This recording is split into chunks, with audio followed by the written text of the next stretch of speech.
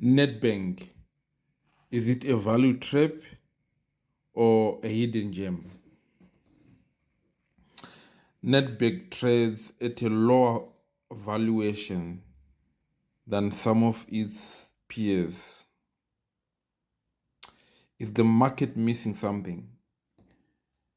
It's one of the banks with the lowest PE and lower multiple evaluation. Why is it Nedbank trading at a very lower evaluation compared to FNB, Capitec, or even Standard Bank? 5 factors why Nedbank is trading at a low evaluation. Number 1, earnings growth has been too slow. Just in the latest financial year, the earnings growth for Nedbank was only 2%.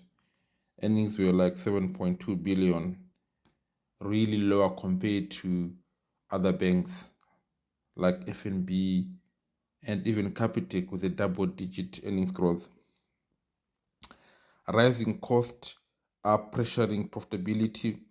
Operating costs for Nedbank grew by 7% to 43.4 billion, taking cost to income ratio to 57.8, way higher than the previous year.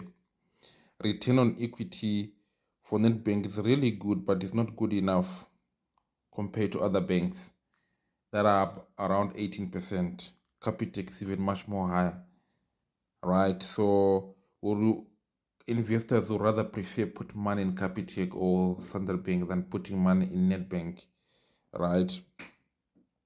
Revenue isn't keep growing enough. Revenue for Nedbank is not also not growing. They are not efficiently expanding, finding new markets in South Africa or even across the board. So the future for Nedbank is lingering. It has high dividends though, but the question remains the same. So investors are definitely waiting on a proper turnaround to see if they can start growing at a double-digit rate. And this is one of the good bank which is really valued less. Have a look at it. Tell me what you think.